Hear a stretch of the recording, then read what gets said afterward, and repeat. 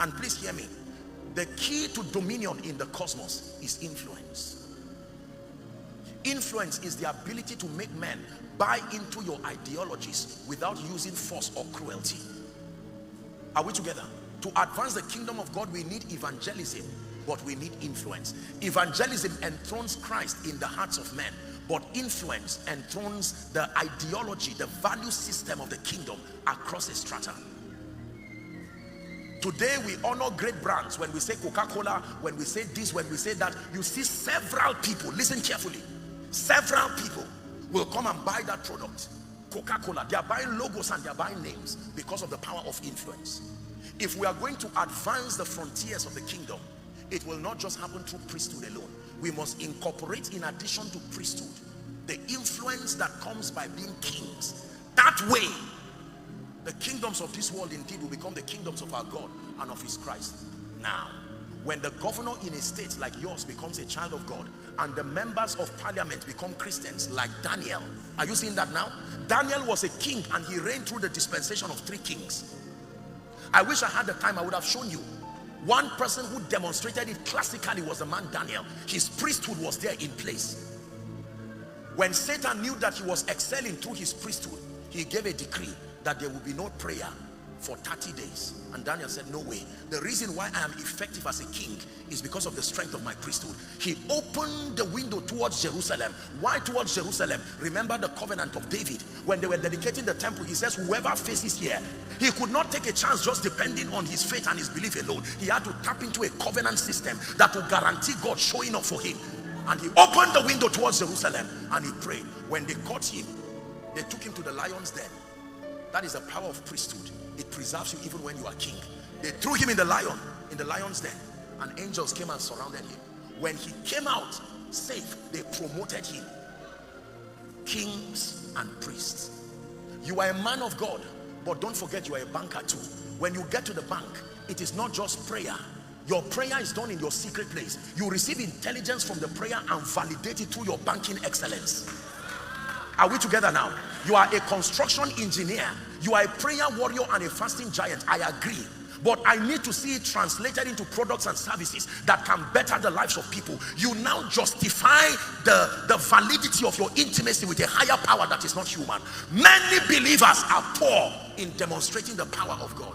Not just in terms of miracles, signs and wonders, but in terms of excellence. The level of transformation that comes. When Jesus was speaking, they looked at him and said, what manner of man is this? What wisdom is this? When you read Proverbs chapter 8, he spoke about wisdom from verse 8 down to 16. He said, by me kings reign and princes decree justice. He says, with me are riches, wealth and honor, yea, durable riches and righteousness. That they that love me, you know, and he began to give the excellency of wisdom. He said, I was there when God founded the earth. Wisdom personified. One of the indices that help men to stand in their dominion is wisdom. Another is value and productivity. Are we together? Now, unbelievers have ignored priesthood as far as authentic priesthood to honor Jesus the Christ is concerned, but they have mastered the art of building cities.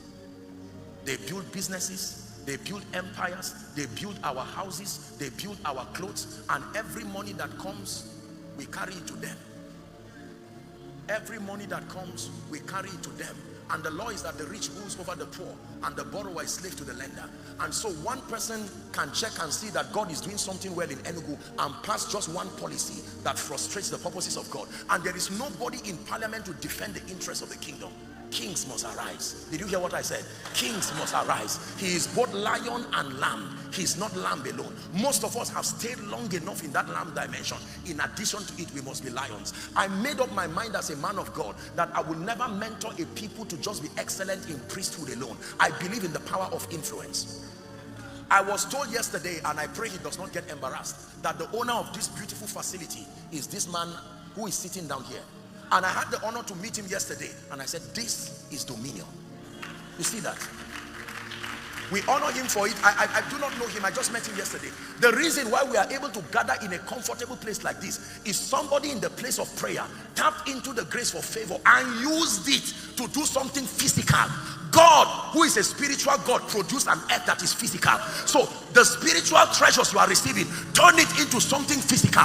Lives that are changed, hospitals that are built, transform society. Are we together? When your priesthood turns sinners to saints, prostitutes to saints, when through your priesthood you come up with a scholarship program that gives 1,000 Enugu citizens a scholarship to go to school, now you are both king and priest. The government will call you and say, let's sit down. You look like somebody who is interested in the development of the place. When they say let's talk, you say, hold on, let me pray. They say, why? You say, that is what gave me the wisdom for me to be here. When you see non-believers, before they start any meeting, they don't care who is there. They will pray and do whatever. Remember, you need them. You will endure the painful prayer while they are talking to their God, because the results that have come through that thing is there to show. Can I tell you the truth? Our Christianity will remain a mockery to society if we remain as priests alone. We must be able to translate that. Imagine the construction engineers, the best construction engineers in Enugu, tongue-talking, fiery believers, that when they give you a contract, you do something and sign the signature of His Majesty on that work. After 30 years, it is still standing. And they ask you one day, how did this happen? And you lift your hands to heaven and you tell them, this is the one who is deserving of praise. You will win more souls by that declaration than even a crusade ground. You've heard me say it many times. Imagine that Michael Jackson said, I love you, Jesus. Even if it's by mistake, there would have been more souls won. Look at these influencers and these celebrities having several people, and somebody can, after praying and fasting, somebody will influence your child with 1 5-minute video that will take you 1 year of prayers to remove that spirit out of him. Is someone learning? Look at the kind of schools our children are going to now. Little children, by the time they are 8-9 years, they are already sexually active. They are teaching them all kinds of things. But you don't like what they are teaching, but that's what your money can afford. So you enjoy it and keep rehabilitating the child till he becomes a demon. Satan knows this, and he will make sure economic power does not reach the church. Political power to help me understand. This was a man who was a man of God, led about the largest church in Bahamas, and was advisor to about 16 presidents, wrote almost 40 books in his lifetime, and more than 90% of them were bestsellers. These were people who got, when Nelson Mandela, watch this, when Nelson Mandela came out of prison, it was him and one other person that were the delegates that were sent to go and greet him. He was a diplomat, he was an institution. Bahamas guarded him territorially. Don't say it does not matter. If not, one day you will sit down and here within your land, somebody will tell you, from today, no more church service. Keep praying in your house, but no more church service. Somebody shout, God forbid. It is not the priests that make the physical laws, it is the kings. The purposes of God was threatened by one policy signed in Babylon. Let there be no prayer for 30 days. What happened in the lockdown? Nobody consulted with you. They didn't say, is it your opinion? You were minding your business, preparing for a conference. Suddenly a policy came politically. Whether it affected you or not is none of their business. That means one day somebody can come and say, from today, do not give more than 2 plots of land to the church. Maximum 2 plots of land. No more campgrounds, no more large conventions. And somebody can come and put a policy and say, once it's 6 o'clock on the dot, no gathering again, return home. You can argue there. I don't mean to be political, but look what is happening in this around. That is already a lesson and a warning to us. Let's use 10 minutes to do a miracle service. Please rise up on your feet.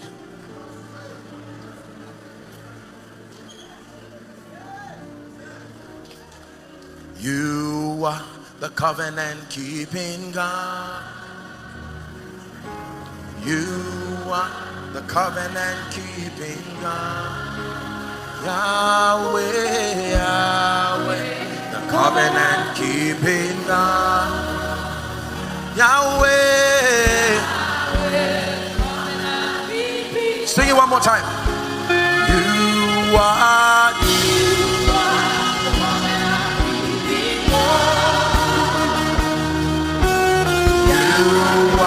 the covenant keeping God, Yahweh.